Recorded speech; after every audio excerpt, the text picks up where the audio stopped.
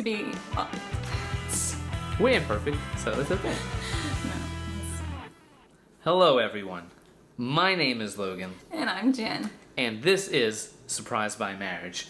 If you're new here or you followed us for a while, you've realized that it's been a minute, a hot minute, a hot year since we posted one of these videos, and for all good reason. But if you are new here, just a little bit about ourselves in this ministry and why we're here. So we created Surprised by Marriage a few years ago because we wanted to show that it was possible for two very imperfect people to strive to have a holy marriage with the help of God's grace. Right, we say all the time that we are not experts, not by a long shot. We just want to express and share things that we've realized about our marriage that might not get talked about in everyday circles, and bring it to light and hopefully find that other couples can find comfort in knowing that they're not alone in the struggles and that other people are going through similar things. It's very easy to think that your marriage is the only one dealing with a certain issue or several issues, but that's not the case. You're definitely not alone. We have been bombarded with the storms of life, both figuratively and literally. After a 5-year hiatus, we have 3 boys, and after a 5-year hiatus, my lovely wife had gotten pregnant, and we had delivered the baby. So we had 3 boys, and now we have another boy. Yeah. And when I said storms of life, as you can hear, that's the baby. He's off to the corner. Well, maybe he'll make a cameo later. But anyway, when we say storms, the day after we delivered him, yeah, we kind of rode out a Category 4 hurricane in the hospital and sustained significant damage to our house, where we had plenty of flooding, roof damage, all kind of thing. Our little town got hit very hard. So we were displaced for a month because it wasn't, our house wasn't livable for kids, much less a newborn. So we were in Mississippi with my parents, thankfully, instead of here in New Orleans. And it was really hard. Right. Because Logan was driving back to our house with my dad to fix up the house. That's a 3-hour commute, by the way, both ways. See, he was not happy about that. He was definitely not happy about that. We didn't see each other a lot because I was in Mississippi with all of our kids, including him, who was a newborn at the time. And yeah, it was just really hard. We went from praying the rosary together twice a week together to barely even having time to talk, and we both were coping very differently. He talks things out, like he just has to get it out, and I have a hard time doing that, and I keep it all in, which is just not healthy, and I know that, but it's hard when you're also dealing with sleep deprivation. Yeah. He's worth it though.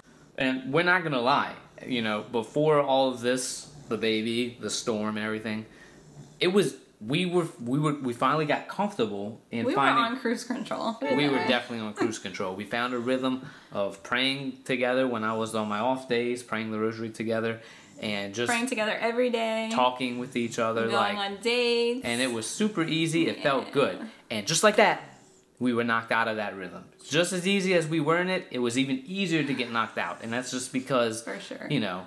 Like I said, I was doing all the recovery efforts with the house, with her dad, and then the other time that we were together, he was taking up our lovely distractions, which it was good. It really was good. I know. He brought light to a very dark time, for sure. Mm-hmm. So, yes. And so now he's 6 months old, so it's been a very long 6 months. We're trying to get back into the rhythm that we were before. Our house is mostly fixed up.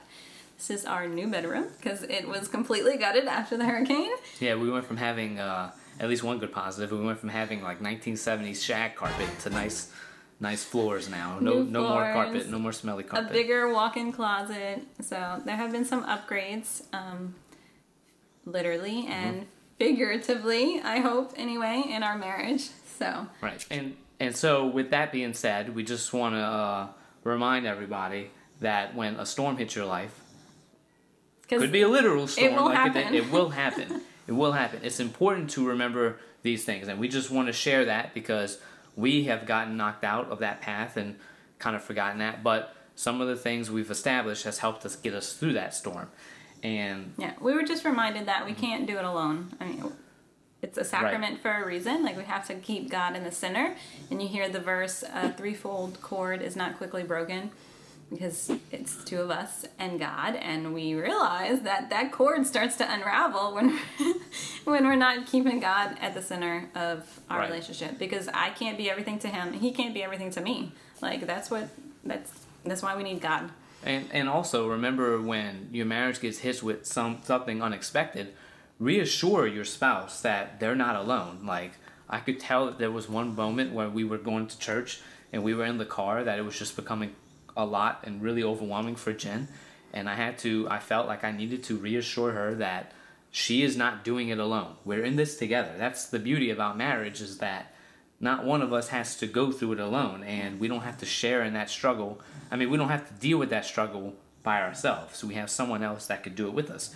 And when you keep God at the center and you're working together by praying together, it just makes it even stronger. That threefold cord, she said, yeah, it's not going to get broken as long as God is attached to it. We get so many graces through the sacrament of marriage, but we also have to cooperate with that grace. And we were not doing a very good job of that for a little bit.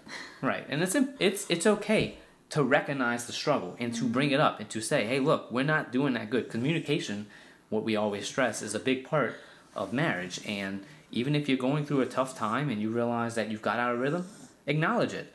You know, acknowledge the fact that, like, God is not gone. He's with you, and with him all things are possible, and your marriage is going to pull through and not fall apart and come out stronger in the end. Yes, come out stronger for sure.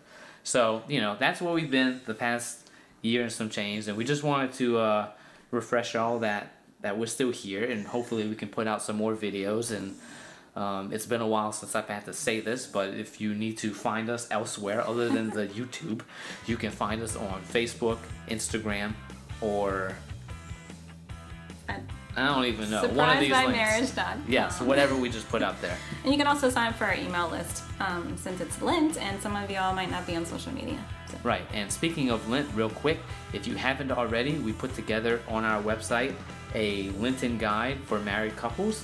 And it's like a calendar to go through Lent and to do things together. So Lenten challenge. It's a Lenten challenge. So be sure to check that out and check those resources out, because the things we talk about, we try to have a tangible resource available for couples to use and take advantage of. And so just visit our site, you'll see that, and hopefully you can benefit from it. So again, I'm Logan, this is Jen, that's New Baby, and we hope to see you again soon and talk about more great things.